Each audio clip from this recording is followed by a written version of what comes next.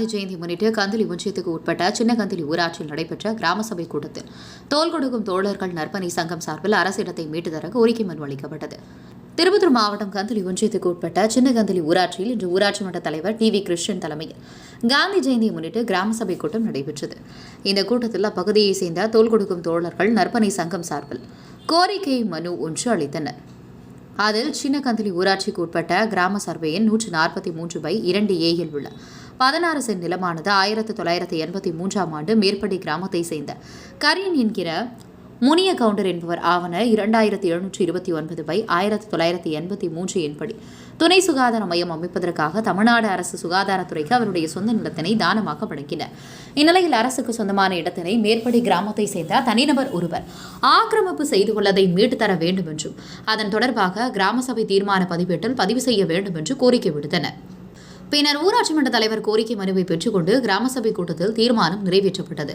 இந்நிகழ்வில் ஊராட்சி மன்ற துணைத் தலைவர், ஊராட்சி செயலாளர், ஊராட்சி மன்ற உறுப்பினர்கள், பணிதள பொறுப்பாளர்கள், தூய்மை காவலர்கள், துப்புரவு பணியாளர்கள், தோல் கொடுக்கும் தோல் நற்பணி சங்க உறுப்பினர், அலுவலக பணியாளர் மற்றும் பொதுமக்கள் என பலரும் கலந்து கொண்டனர். உங்கள் பகுதியில் உடனுக்குடன் முக்கிய செய்திகள் உங்கள் விரல் நுனியில் காண எங்கள் தவசி நியூஸ் 24 சேனலை காண தவறாதீர்கள். உங்கள் திருப்பத்தூர் மாவட்ட செய்தியாளர் சி. ரமேஷ்.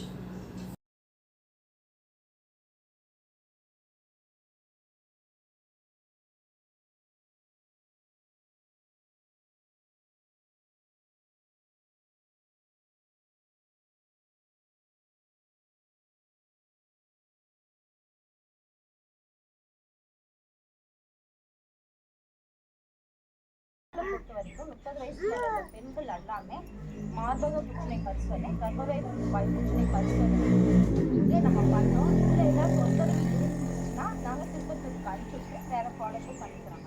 இது எதுக்காக இவ்வளோ தூரம் நான் எடுத்து சொல்கிறேன்னா, 30 வயசு மேலே இருக்க பெண்கள் எல்லாமே மார்பக பரிசோதனை, கர்ப்பப்பை வாய் பரிசோதனை கம்பல்சரி பண்ணிக்கணும். வந்து இருந்தாலும் இல்லாட்டினாலும் இது வந்து நமக்கு இப்போ தெரியாது. லாஸ்ட்டாக அந்த என்ன சொல்கிறது, அந்த கேன்சர் முத்தின நிலையில மட்டும்தான் நமக்கு ஏதாவது தொந்தரவு தான் வெளியே தெரியும். அப்போ எதுவுமே பண்ண முடியாது. இது வலி இல்லாத பரிசோதனை. அதுக்காக சொல்ல உங்களுக்கு தெரிஞ்சவங்களுக்கு இதை சொல்லி கொஞ்சம் மோட்டிவேட் பண்ணலாம்னு அந்த மாதிரி சொல்லியிருக்கேன். அது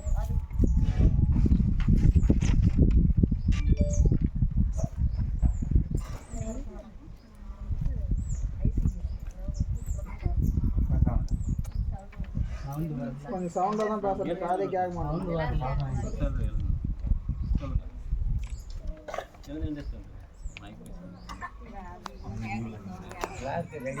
ஒரு மைக்கு சொல்லுமா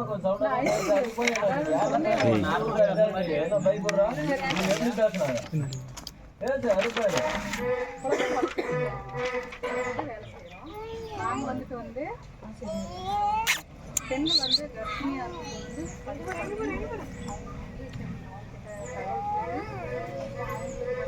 என்ன செய்யணும், ஃபஸ்ட்டு கர்ப்பிணியாக இருக்கும்போது மாவு அப்புறமா தடுப்பூசி கலந்துருக்கு. அப்புறமா வந்து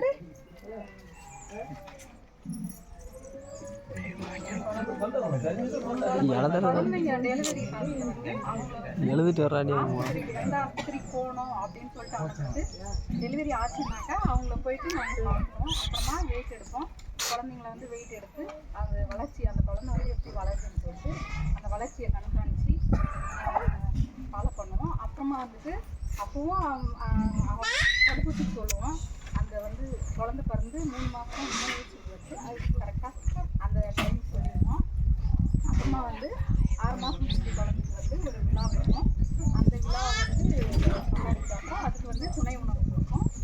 அப்புறமா வந்து 2 வயசு வரையும் அதுக்கு வந்து என்னென்ன தேவையோ குழந்தைக்கு வந்து வளர்ச்சி வந்து அதுக்கு உணவு, கல்வி எல்லாமே கொடுத்து அதை நல்ல நிலைமைக்கு கொண்டு வரோம் எங்களோட திட்டத்தில்.